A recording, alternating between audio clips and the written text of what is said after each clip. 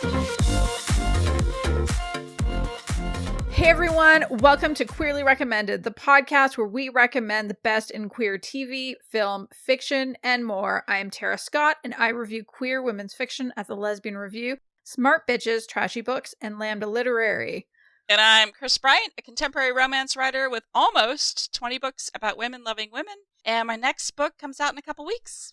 Woo! Woo-hoo. Go pre-order it. It's available for pre-order everywhere. What is it called again? It's called Forever. Yes. It's called Forever. I am so sorry. I should know this by now. But should. The problem is I keep mixing up your title for this forthcoming book with your title from your last book that came out. It's hard. Yeah, it's always which is called Forever. Always Forever. And then Serendipity. And I have Stranded Hearts. There's a lot going on this year. This is a big year. It's true. It's true. I feel like we should give listeners a heads up for folks that have been with us for a long time. I think you all know what happens when we record on a Monday evening instead of a Sunday morning. And guess what? We're recording on a Monday evening again. So that Kris means drove all day. I did. Tara worked all day. So we don't know what's going to happen. I don't think we're going to be able to pull this off. Nah, we will. Yes, we will. We will. We just might be a little bit loopy when right. we do it. It's like this episode of Queerly Recommended is brought to you by cat herding. Because, will we be able to pull off another episode and stay on point?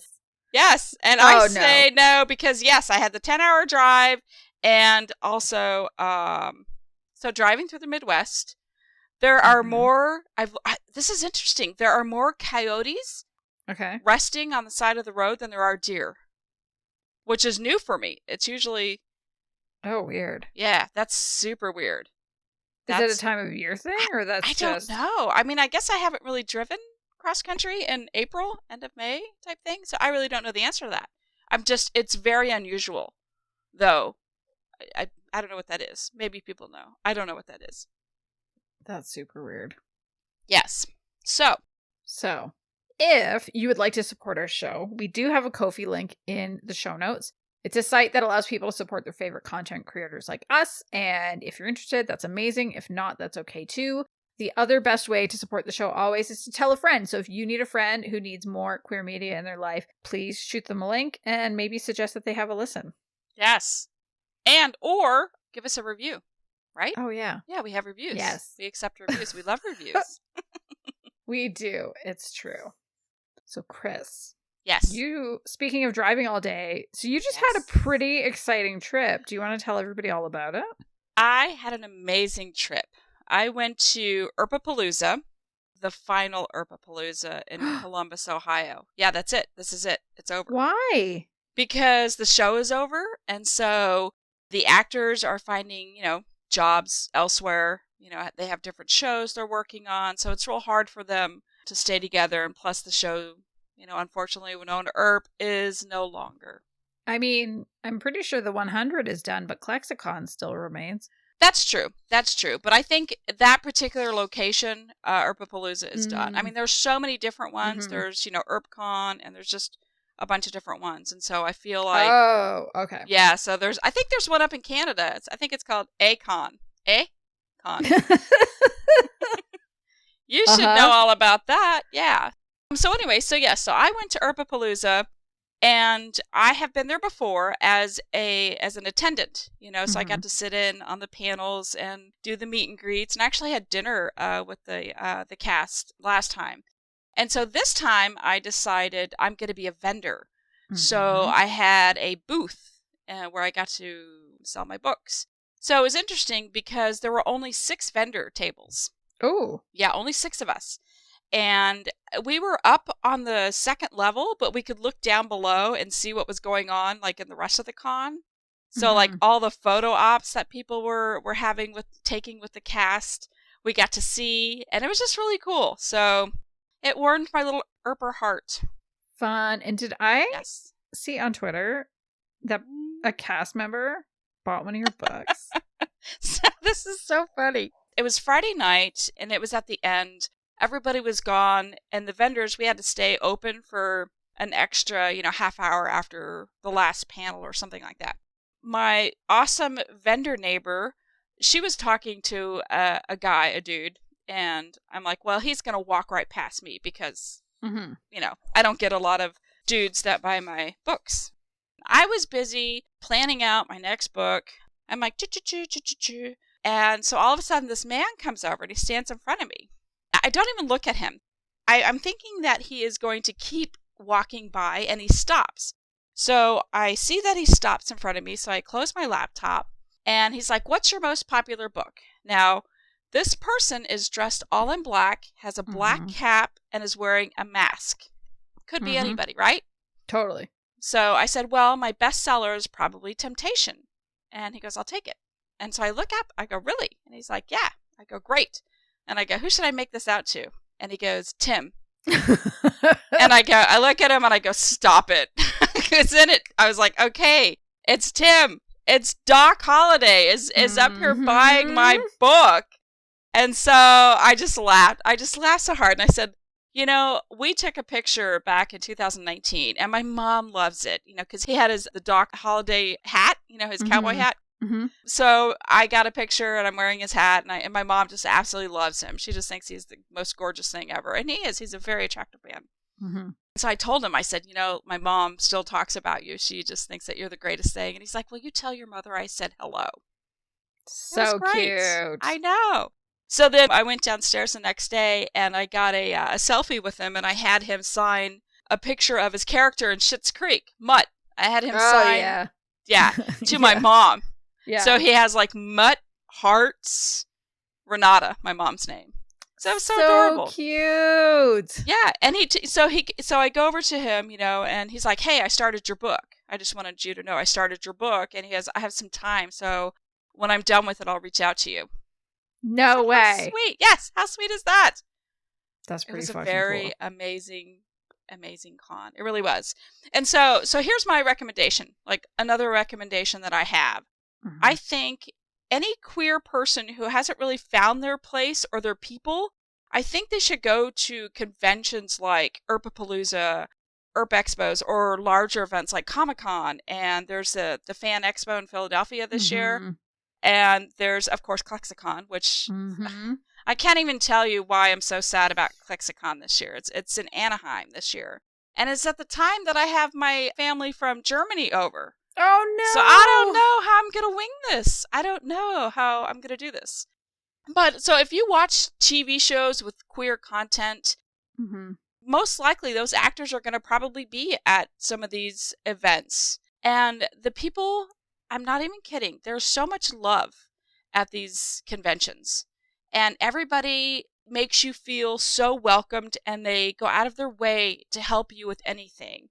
I had several readers come up to me. Robin, she came up and she's like, anything you need, do you need coffee? Do you need me to run, do something, get you some lunch? Even my vendor mate was just super sweet and very kind. 99% of the convention was amazing. So I recommend anybody who hasn't found their people, but they watch queer TV shows, that might be a good place to start, because it's a safe space. You can be yourself 100%. And that is one thing I noticed, that there's just so much love. Even if you are standing alone, people will come up to you and talk to you because they want you to be a part of this family. And that is one dynamic I love about the conventions. So, and we all cried. All day Sunday, everybody cried. Aww. So would you make a similar recommendation of, say, if there are people that are not into as much like the TV shows and movies, but they're big readers, would you give a similar recommendation to, say, go out to GCLS or go out to Women's Week or any of those kinds of events? For sure. I 100% agree with that. GCLS is good if you have, because I think mostly all of the publishing companies go to GCLS, if I'm not mistaken. Yeah, the indie lesfic presses for sure. Right, exactly. Whereas P-Town, I think they have just a handful of publishing companies that really like push that week. But it's the same thing there. I mean, without a doubt, like P-Town, GCLS, if I see somebody sitting there, I will talk to them. Like just somebody off to themselves, and don't be afraid to talk to us. Like, don't be afraid to come up to us and talk to us and say, hey, we like your books or whatever. We try to promote a very loving environment as well. That's good. Yeah. So I recommend, if you are a reader, for sure go to GCLS. It's a shorter trip and there's a lot going on. There's a lot of different panels. A lot of people are on panels about different things. Mm-hmm. There's readings. So I would say I would recommend GCLS first if you haven't. I still haven't. Oh my God. Are you going to come down? What? I will at some point. Where is it this year again? Isn't it somewhere stupidly hot? Well, yeah, but I mean, nothing's stupidly hotter than Vegas in July, but this is Albuquerque. Albuquerque in July. It's going to be pretty hot too, but... Can't it be in, like, Denver ever? Yes! It's going to be in Denver next year. All right. I'll probably go next year then, because that's actually not that far from me. That's a super quick flight. Good. Okay, we heard it here first. Somebody is committing. Oh, I forgot to tell you. Also, while I was at the ARPApalooza, I had a couple people tell me that they listened to this podcast. What? Yes. I had queerly recommended pins. Yeah. Because that's a place where everybody puts pins. So yeah. So I have these cute little round or square queerly recommended pins, and people are like, "Oh, I listened to your podcast." That's amazing. Come on. That's amazing. That's amazing. It really Thanks, lovely is. Listeners. That's such good news. So cute. I love it. I do too. Do you have questions for us? What did you find out from Twitter? What do people want to know? All right. So we got 2 questions from Rebecca Reads WLW on Twitter. And her first question is, what trope would you like more of in 2022? Definitely we need more celebrity romances. Yeah, I think there were like a bunch of them that came out 3 years ago. It was almost, I don't know. I feel like it's almost like all the authors, you're going to tell me I'm wrong because I know I'm wrong, but it feels like all the authors got together and they're like, this is the season. We do. For we the draw celebrity it romance. out of a hat. Yeah, right? That's at the special author convention. That's one of the, it's a secret panel. It's a secret thing at GCLS where you're like, okay, what are we all writing this year? No. But I remember a few years ago, there were like a bunch of celebrity romances, and then there haven't been that many since then. So I agree. I would like to see that one come back. Yeah. Goodness. I mean, you and I were talking about this a little bit before we started recording, and I have a hard time with this question because for me, I don't know, I love tropes. I really, really love them. And so I made a crack about like, what about secret babies? I want more secret babies in less fic. How does that work? I don't know. I don't care. And then it's like, can we pull in some of the ones from fanfic? Can we get more only one bed scenarios or coffee shops? But really, the thing for me is like, I love books where it's like trope on top of trope on top of trope. Like, give me the trope layering. I want the 7-layer Jello of tropes in a book, please and thank you.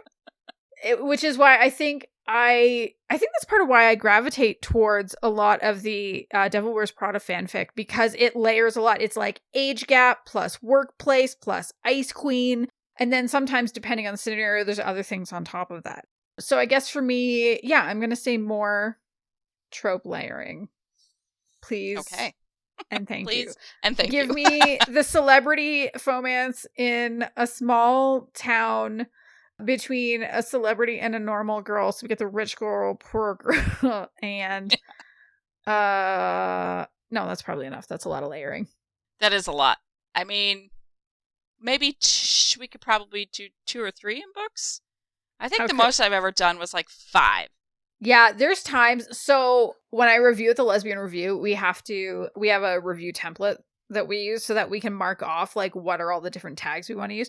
And there are times where I'm like, holy shit, when am I going to be done highlighting tags? There's a lot of stuff going on in this book. But you know what? Those are often my favorite actually because it does that. So that's all right. The more the merrier. Yes. It's so Rebecca's second question. Oh, okay. 2-parter. Okay. So that I don't keep talking about tropes because I could. The second question is, what community call to action would you like more energy invested into?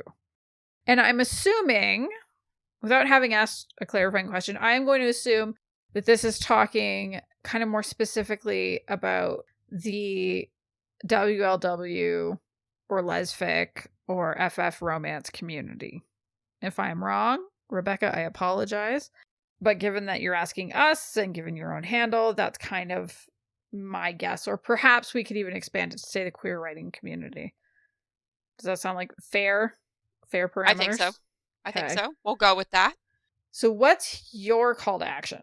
Well, let's face it. We have had quite the tumultuous month, maybe, in lesfic. It's been weird. Yeah. Like, I literally have to walk away from this just because there's so much going on. And what I want to see more of and the energy that we have that we're putting into protecting ourselves, I'll say that, maybe we should turn that around and lift each other up more. Mm-hmm. Be better at that and try to promote positiveness. And instead of talking about, I know people process information differently. It takes time. Some of us know ahead of time what's going on, and then you have the layers of people who learn things as they happen. Mm-hmm. And so by the time I get down to the 6th layer, I'm done with that. I feel like it's just been beat to death, and we just need to move on. Mm-hmm. And I feel like that's what we need to do. I think we need to just kind of get back together to where we were and be positive and happy that we have this community, that we can empower one another to do better. And that's what I think. What about you? So I'm going to approach this as a reviewer. I suppose that's how I approach most things on this podcast. Okay. And Did I answer wrong?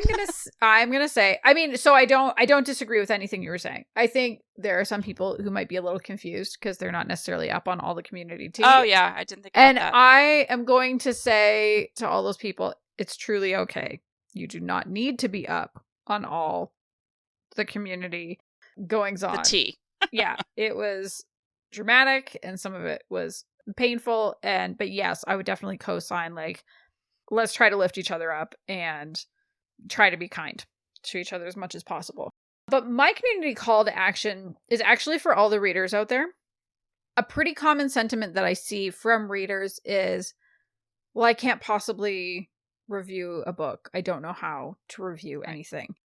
And I would say that if you have read a book and it made you feel something, almost no matter what it made you feel, I would encourage you to go and write a review about it anyway, either on Amazon or Goodreads or wherever you purchase your books from. And you don't have to be a professional book reviewer to put out a perspective, because that's really all it is. It's your perspective. And reviews really do help. There's so many people that express profound gratitude for fiction because it helps them feel seen. It helps them, be distracted from how shitty the world can be and all these kinds of things. And they feel like, I feel so much, but I can't actually express it. And I promise you that you can. All you need to do is say, I liked this book because, or I didn't like this aspect of this book because. Sure, you could just write a line that says, I loved it, and that's fine. But what's actually going to help other readers know whether they're going to connect with a book or not is why you liked it, or what worked for you, or why you didn't like it and what didn't work for you. And honestly, I would also say, don't be afraid to include critical feedback, because that's the kind of feedback that helps people know if a book is going to be for them or not. Yeah, as an author, I do read my reviews. I read them because I look for constructive criticism. And I learn from them. And I have actually used a couple of reviews and I said, you know what, she's right, or they are right, or whatever. So I do learn from it. And I don't like it when people say that reviews are only for readers. And A, I am a reader, but B, we as writers learn from reviews. It is a learning tool for us as well. So if you have constructive criticism, we will take that into account, I think. I do, at least. Yeah. I think the main reason why, and some people may disagree, and if you do, feel free, tweet us, email us at podcast@queerlyrecommended.com. But I think the reason why, reviews are for readers gets said so often it's usually said after an author behaves badly based on something that they've read in a review. I mean, I haven't seen this nearly as often in the lesfic community, to be fair, where it's a quite tight-knit community. But you see that in mainstream kind of more often, where there are examples of authors who send their fans after reviewers. Or there's that one story, it ended up in the Guardian. Fucking the Goodreads one. Bonkers. Yeah, how she went to that woman's house. Yes. Don't fucking do that. I'm sorry, but if that's going to be your inclination, like I'm going to do that, or I'm going to send my million readers or my million followers after you, like, perhaps don't read reviews. I don't think anybody here has millions of followers. Kris, you do. I wish. Fine, you will. I wish. So that's, and I mean, I have recommended to many an author, you included. You completely ignored me. I respect that, but I have seen many authors in the lesbian community go into kind of a spiral over negative reviews, and when they've talked to me about it, true, I agree. They weren't my reviews, but like talking about Goodreads reviews, and the first thing I say to them is like, stay off of Goodreads, because that is clearly not the place for you. It is not good for your mental health, and it's like it is okay if somebody doesn't connect with a book. And I also actually believe it is okay to write about why you don't connect with a book, especially on a place like Goodreads and Amazon. And like, honestly, there are times when I'm trying to decide whether I want to pick up a book or not. I mean, given that I am a reviewer and I mostly read for a review, my time for non-review books is kind of precious, actually. And so I want to get a sense of like, okay, am I going to actually enjoy this? Like, if I'm going to invest the time. And I'll skim through, and especially for the people I follow. And I do look at the critical ones too. And there are often times when I look at the critical ones that I'm like, oh, you didn't like that aspect? That is exactly my jam. That is where I live. That is what I want to read about. Right. So I guess, to go back to the call to action thing, review the books you read, especially if you're reading books from small presses like Bold Strokes and Ilva and Bella and Bywater, where reviews make a huge, huge, huge difference. They help connect readers with more books. They help authors sell more books. It can only be a good thing. Agreed. All right, Kris, what have you been watching or reading lately? Have you had time? You went to Herbapalooza. You're a busy person. I seriously have been like swamped.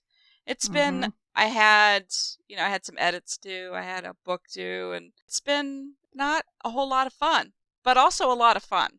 So I know. Yeah, it's all Monday. at the same time. So I have been, I'm still watching Killing Eve and The Walking Dead. That's like a weekly thing. Mm-hmm. And I do, so I have been watching this show called Good Sam. And there's a tiny bit of queer content. One of the doctors is gay, and he proposes to his paramedic husband on the show. Great, I just ruined it for y'all. But it was super cute. The scene was really cute. Here's something I've learned about myself. Mm-hmm. I like television shows, that are on the brink of either exploding into like top 10 territory or getting canceled. Like, there's no in between with me. It's one or the other. And I feel like this is a show that will get canceled. I mean, it's a doctor show, a medical show, and it's really simple. Mm-hmm. Sophia Bush plays Dr. Sam Griffith. Griffith? Yeah, it's Griffith. Do you know who she is? No. No, okay. So she has the best voice ever. She has a real gravelly voice. You said her name, Sophia look her up. Bush? Yeah. Yes, Sophia Bush. You might recognize her. She's been on a couple things.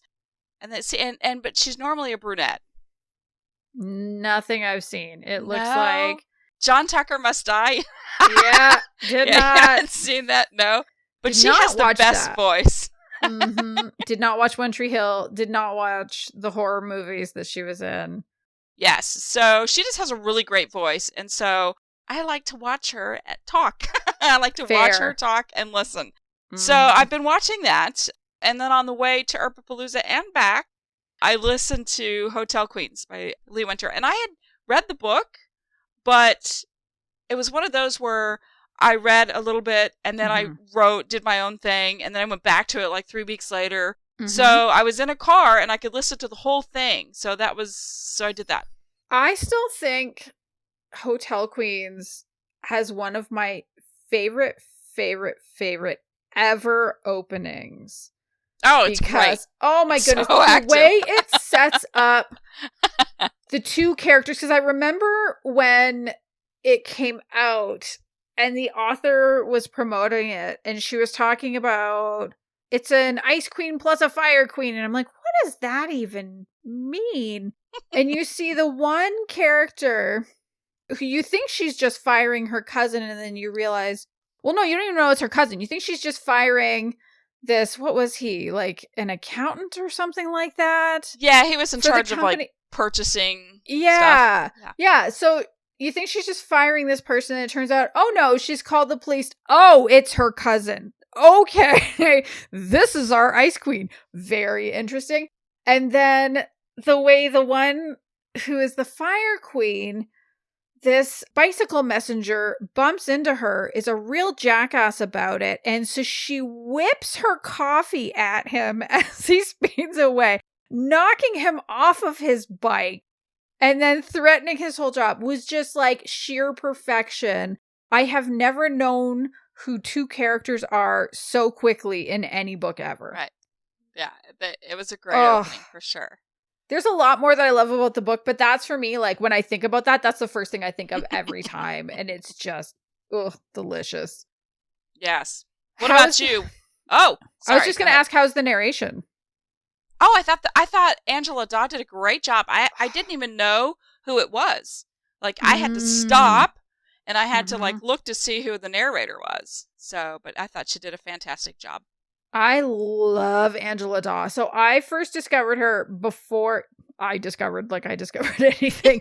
But the first time I listened to her was before I was even a lesfic reader. And because she reads, I don't know if she's still doing them, but one of Nalini Singh's series.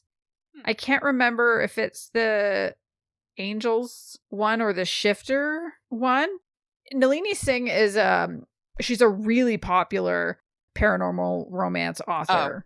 And I just remember like, love. So then when they started getting her to do books for Ilva, I was like, yes, I can listen to this favorite narrator again. It was the best.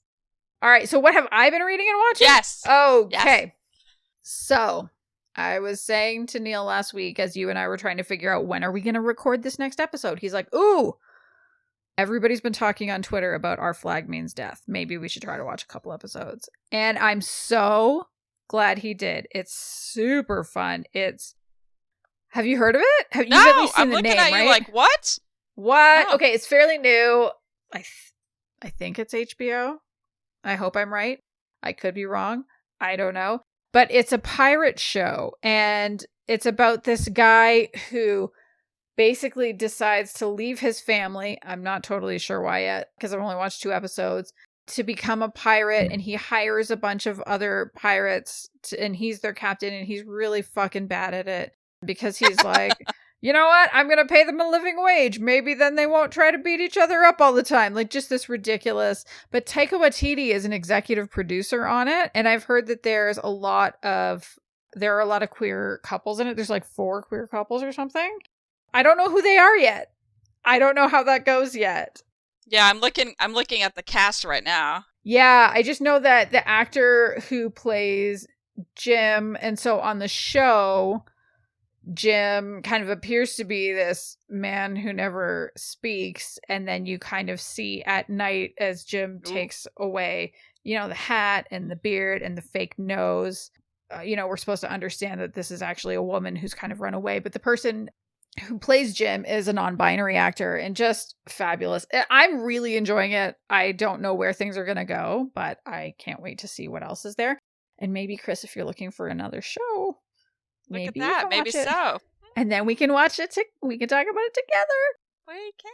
For once, because our TV tastes don't usually align very much. I know. Because you watch everything and I only watch RuPaul's Drag Race, which makes it difficult. No, and then I was like, hey, Gentleman Jack 2 is coming out. And you're like, what? I have heard of Gentleman Jack. I just have not watched it. And so to all the listeners, don't come at me. Hate mail! I should have watched it by now. I have watched a lot of GIFs of the kissing, though. All right? I've seen a lot of any that's on the timeline all the time. I feel like that's probably enough, isn't it? Well, I feel like I have to rewatch it because I was not in the right frame of mind the first time. So I appreciated the whole turning to the camera. I love the whole when they include the audience into the actual show. I've always loved that. And I think the first time I saw it was probably in House of Cards. I saw it. Oh, yeah. And at first I didn't like it. For the first 10 minutes, I didn't like it. And then I liked it. So then I watched Gentleman Jack after that. And so I was like, and I need to give it another chance. Yeah. It wasn't that I didn't like it. I just wasn't as into it as everybody else is. Yeah. I mean, that's the thing that's hard is that show has such gigantic super fans. I think at this point I'm almost afraid to watch it because I've had times where people are like, you have to watch this. It's the best thing ever. I remember the biggest example of that for me was in high school when Jerry Maguire came out and everybody was talking about how Jerry Maguire was the best movie they'd ever seen. It was so amazing. You'll never see anything better. And then I watched it and I was like, I mean, it's a movie, I guess. It's Tom Cruise is in it. I know, right? Yeah, I never got the attraction. I know. So yeah, I'm afraid that at this point, Gentleman Jack has been so overblown that what if I don't like it? On the other hand, I did feel that way about The Seven Husbands of Evelyn Hugo. So I could also be wrong. Yeah, that's true. That's true. It took you a while and then you loved it. So I did. Maybe I loved it. I sobbed. Yeah. I was ruined. I know. Ruined. I know. I loved it. I love it so much. I can't recommend that enough. So no, right? We still do. Right. In terms of what else I've been reading. So I started recently listening to did you know that Harvey Fierstein has an autobiography? No.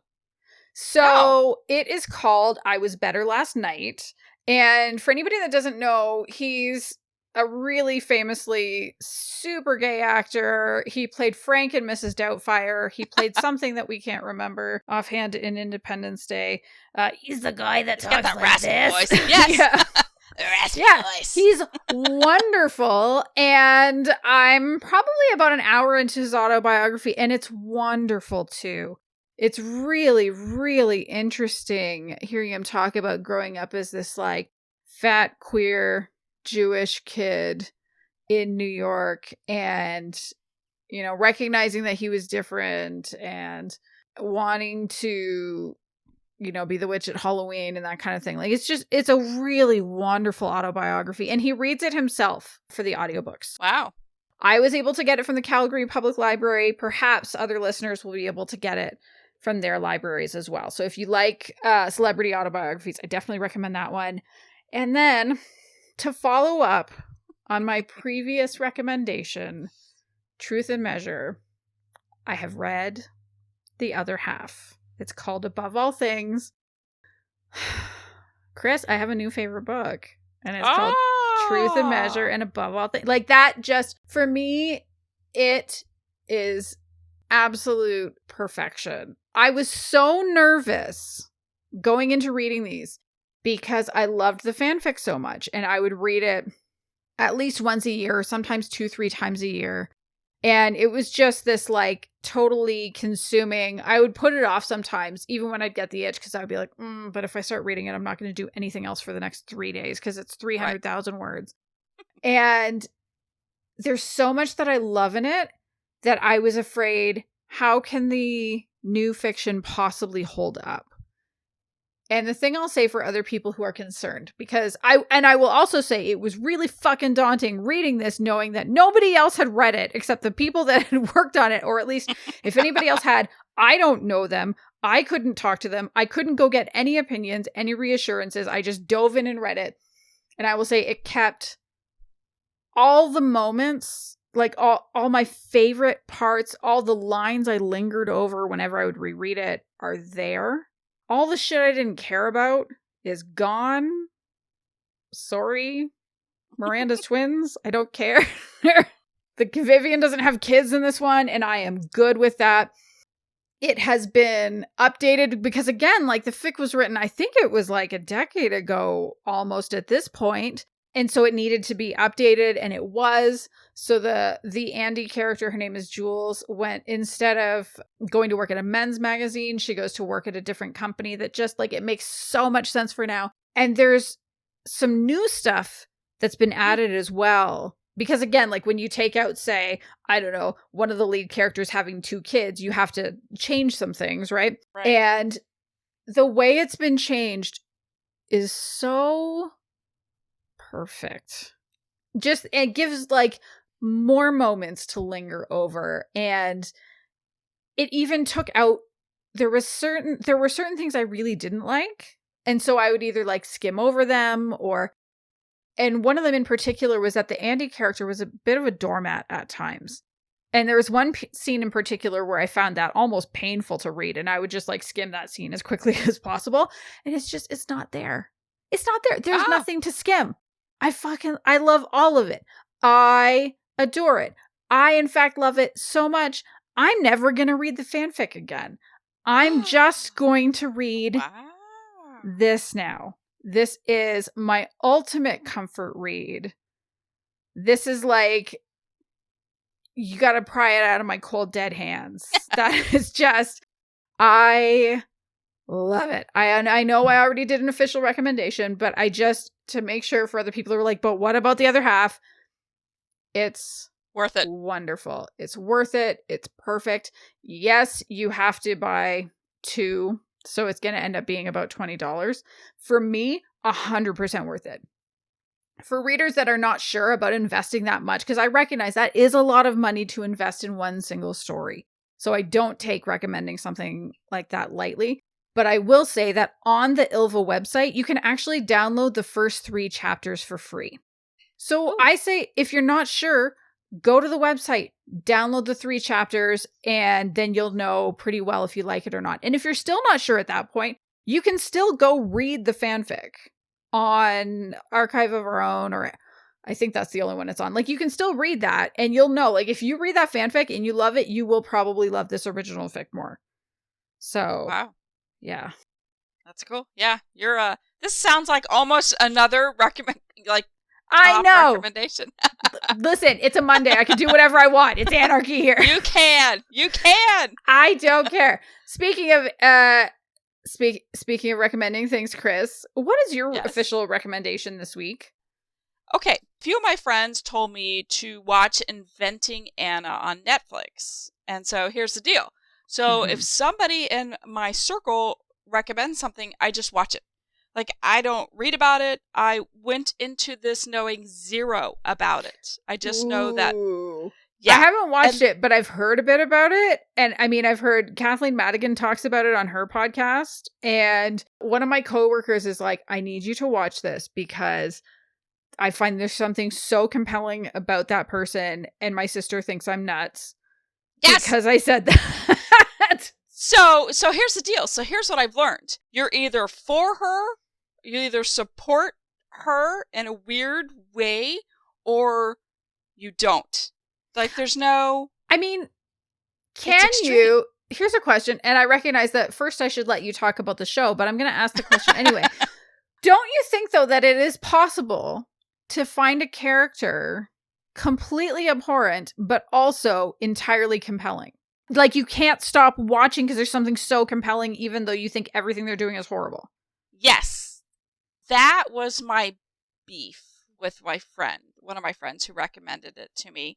For that, just, she was so intrigued by the character. Well, let's talk about what's it about? What's it about? Okay.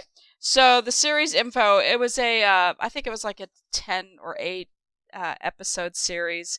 It says a journalist investigates the case of Anna Delvey, the Instagram legendary heiress who stole the hearts and money of New York elites.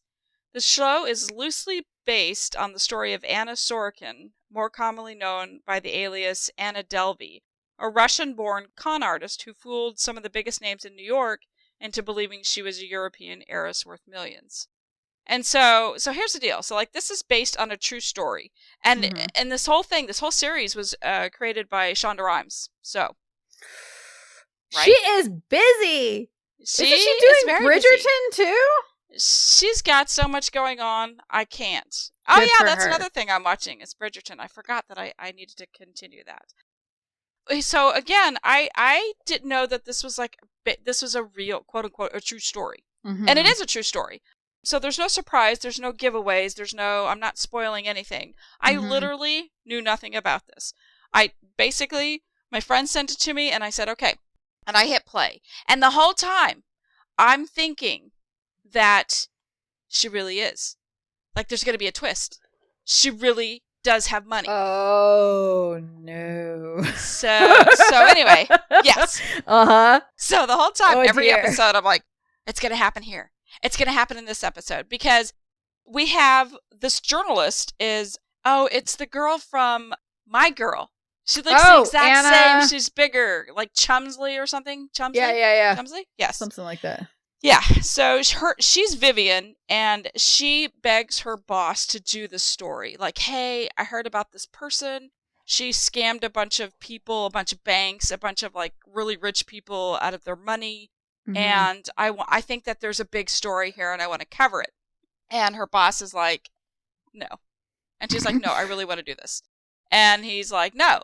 So she goes to, like, the main boss, and, like, there's a huge fight. I want to do this. You need to let me do blah, blah, blah. So, big fight. She ends up getting 2 weeks. The boss gives her 2 weeks to write the story. And she's, like, super pregnant. And her coworkers are all looking at her like, okay, we have maybe, 3 weeks, really, to write, to investigate this. It was really interesting because she becomes so obsessed with the truth. She really wants to find out truth. Is this person really wealthy? How did this 25-year-old dupe so many people? And yeah, so she becomes obsessed. Even after she has the baby, she's still working on the story. I mean, it just goes, wow, it blows my mind. Yeah. And so Laverne Cox has a huge role in this. And she actually plays Casey Duke, who is one of Anna's closest, I use quote, nobody can see, I'm doing the air quote, the closest friends of Anna. And so when Anna goes under, when she actually gets arrested and gets charged with all these crimes, she's the one that's like, we really need to, have a support group for Anna. We need to go visit. Oh. And like the whole thing, like there's like a core group of them. They have like an intervention. We think you need to pay our other friend. You duped her out of $62,000. You need to pay this back. I mean, the whole thing is just like how she did this and why people were giving her money. It's almost like the Tinder swindler, when like, hey, I've got these guys. They want 10 grand or whatever. Send me money as soon as possible. They're going to kill me. Right. So that's kind of what Anna did. So the whole thing is just completely unbelievable. Like how this 25-year-old woman comes in and just like climbs like the ladder, the social ladder, and just takes everybody for everything. And it's just, and she has no regrets. And like she's out of jail already. Like in real life, she's out of jail. Oh my goodness. Like the whole thing, it's one of those where it was just unbelievable. It really is truly unbelievable show. So if you like things like 2020 or true crime, but with a little twist, yeah, then this is for you, for sure. I gotta watch it. You do. I told that coworker that I would. I just haven't yet. I just haven't. I'm too busy. You haven't talked about games lately, but hang on. Before we get into that, also worth mentioning is that Rebecca Henderson plays the assistant district attorney who's prosecuting Anna. So there is a lot of queer rep in this movie or in this series. So yeah, so like I said, if you like just getting down to it and finding out truth about things, and that actually has a resolution and doesn't have more seasons, and maybe it does. Yeah. But yeah, it wraps it up.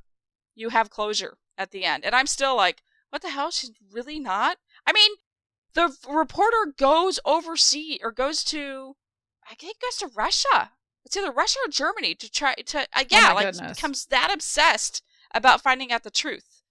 And like the whole time I was like, please let this be true, because if this is true, then she's not that big of an asshole. But she really is that big of an asshole. Oh yeah. No, I mean, unfortunately, that's the thing. Like, people like that do exist. Yeah, they do. It's horrible. So, isn't that Bad Vegan is kind of like that too? That's another documentary. I haven't seen it yet, though. It is. But I was like back to back with documentaries, like boom, boom, boom. And I was like, I got to take a break because fair. I need happy fluffy after all this heavy stuff. Mm-hmm. So, fair. What about you? What about your official recommendation this week? Okay, so do you remember how when we were recording the last episode, I said, okay, I thought I was going to recommend something, but guess what? Joke's on me because I'm going to recommend something totally different. Yes. I am back with that thing that I was going to recommend last time because I still recommend it. So my official recommendation is a romance called Delilah Green Doesn't Care by Ashley Herring Blake. The main character is Delilah Green, unsurprisingly, from the title. So she grew up in a small town in Oregon and could not wait to get the hell out of there because her dad died when she was... trying to remember. Anyway, not very old. I think maybe 10 or so. So she was stuck with her stepmother and her stepsister because her mom died when she was quite young. And her stepmother made no secret of the fact that she didn't particularly want to raise her. And she just felt like her stepsister was always really stuck up. And she and her friends would like not include her in anything. And so she's like, you know what? Fuck you all. I'm going to New York City. And she is working on becoming a photographer full time. But, you know, New York is not exactly the cheapest place to live. Photographer, unless you make it really big, it's kind of hard to live off of that. So she's still working kind of odd jobs. And after being cheated on a couple of years prior, she doesn't do relationships anymore. She just does like one night stands or sex for fun and no big deal. But her estranged stepsister Astrid is getting married and wants Delilah to be the photographer for it and offers a 5-figure paycheck, which Delilah is not going to turn down because that will actually help, you know, pay some bills for a few months. And so she's like, you know what? Fine, I'll go. I'll be there for a few weeks for all the wedding festivities. No big deal.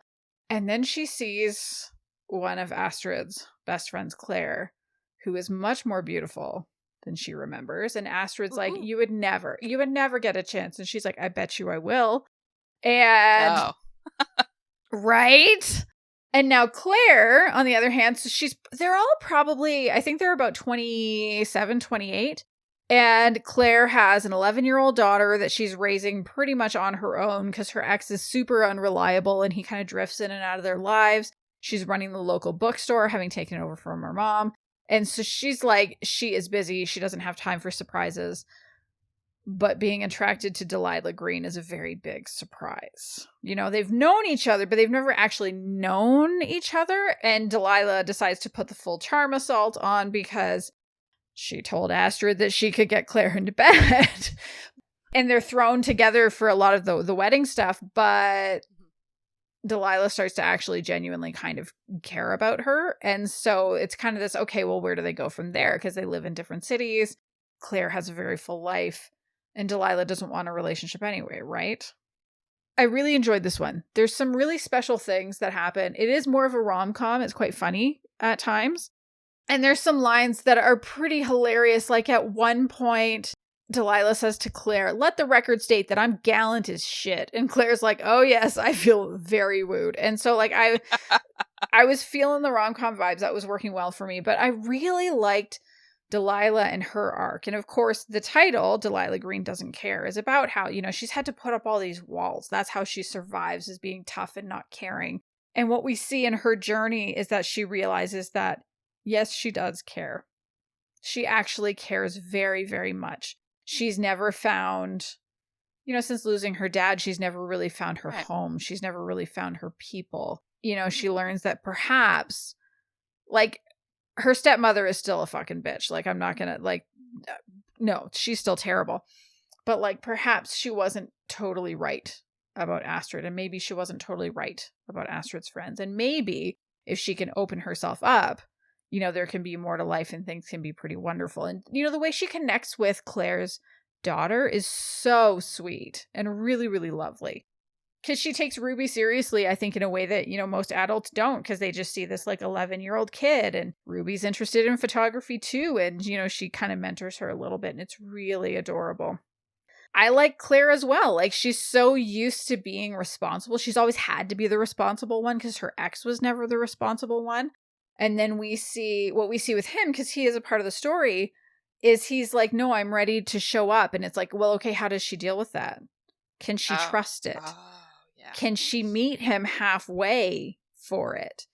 So yes, I very much enjoy this book. If you're looking for something that's kind of lighthearted, but still has, I would say like some kind of serious emotional issues going on, which I don't think it makes it angsty or heavy. Like, it just gives it more substance. Like, it makes it a little bit meatier. It's so good. And there's actually a follow-up. Astrid is getting her own book. I know. And I'm pretty sure she falls for a girl. Because her fiance in this one there it is a dude. That dude is a shithead, unfortunately. That book is called Astrid Parker Doesn't Fail, and it comes out in November. Oh, it's the end of the year. So it's about a year later. So we get to see her as she's like gotten past the bullshit of her breakup. And I'm really curious to see what is up with Delilah and Claire, because I'm sure we'll be able to catch up with them. Look at that. Well, it sounds really interesting. It's a good one. It's I see that there's an audiobook for it. I might even though I enjoy it already, I might still try to find the audio and see if I like that too, because I know some people that if they've read a book, they can't listen to the audiobook.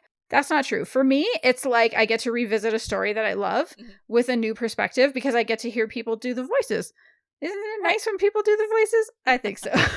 I like it. And when they're consistent with the voices. So I'm slowly becoming an audiobook listener. It's very slow. Just keep driving across the country. Yeah. That's what I have to do. I have to keep driving on these trips, and I will just listen to books as I go. Because really, that's the only time I listen to them. Mm-hmm. Or even when I go on a walk, I have music in. Mm-hmm.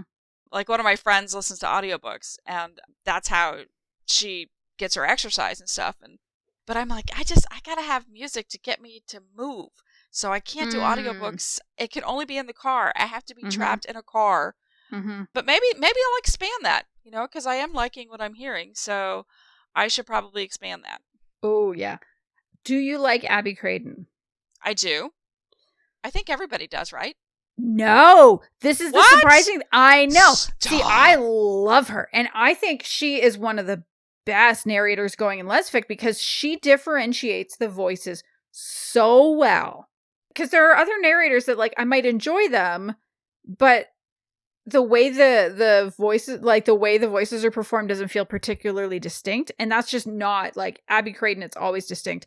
So she narrates both of Milena Mackay's books. So she did The Headmistress, and now I'm listening to The Delicate Things We Make. I wasn't going to talk about it because I have a feeling it's going to be an official recommendation at some point. So good. I actually downloaded 3 books for the trip. I did. So I got 2 more that I'm going to listen to whenever I drive for more than an hour.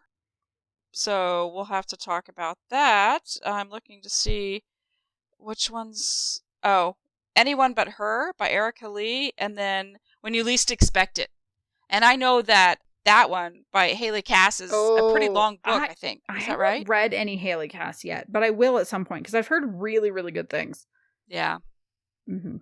So, and I figured, the way I figured it, I would listen to like one on the way there and then on the way back. But I ended up having my own concert, like I was singing for 2.5 hours. So, because I don't get to do that very often. So I was 2.5 hours. I was in a concert. I did a pretty good job. And then I started Hotel Queen. So then on the way back, like I had that concert again. And then I finished it up. But did you get a standing ovation at your concert? Yes, I did. I did. It was great. It was fantastic. Yeah, it was. It's funny because I have so much energy on the way out there, and then on the way back, I actually pulled into a rest stop and slept for 40 minutes. Like, that never happens. I was so tired on the way back. I was exhausted. You are just on fumes after being on the whole I know. Weekend. You met Tim. You sold a book to Tim Rozon. I did. I sold a book, and then I had to be at the table the whole time. I couldn't leave. So, so that was hard to always be on, and so I'd have like a big breakfast and not eat the rest of the day. Actually, who is it? Lorna Doone. She kept me busy. She kept me fed. The cookies. Aww. The cookies. Lorna Doone. Cookies. So good. They're very so good. All right, we're getting slap happy. You know what time it is. It's time to wind this up. We're done. That's all for this episode. Thank you so much for joining us yet again. If you've enjoyed the show and you haven't hit that subscribe button, please make sure you do wherever you listen to podcasts. So you'll get notified whenever we release a new episode. Again, like I said earlier, if you have a friend who you think would like the show, please tell them about it. Or if you feel so inclined to support us through Ko-fi, there is that link in the show notes. Not necessary, always appreciated. Yeah, and if you want to connect with us on your favorite social media sites, just search for Queerly Recommended on Instagram, Twitter, Facebook, or you can email us at podcast@queerlyrecommended.com. Goodbye, everyone. Goodbye.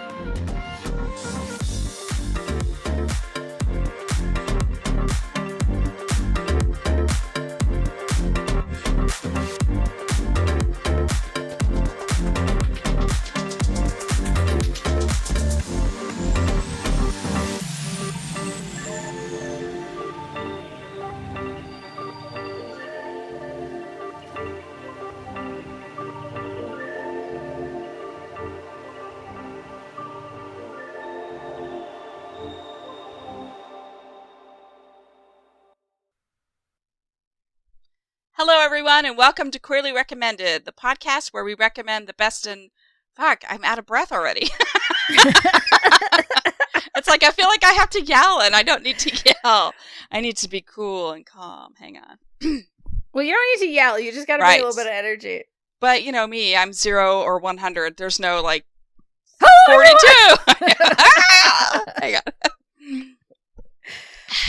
Okay, it's pure sugar. That's probably why. Deep breath. Hello, everyone, and welcome to Queerly Recommended, the podcast where we recommend the best in queer TV. See, I'm doing it again. Maybe you should do that. Would you like me to do the opening? Yes, please, because I can't. I drove for 10 hours. I look forward to all of this ending in the outtake. Please take it away from me. Okay. Oh, okay. I thought you were... God damn it! You were doing that pause, so I thought you were waiting for me. No! Well, you have this stoic look on your face. I'm like, oh shit, that's me. I was counting in my head. I'm an idiot. Okay, I'm sorry. Oh shit. All right. Okay. Try this again.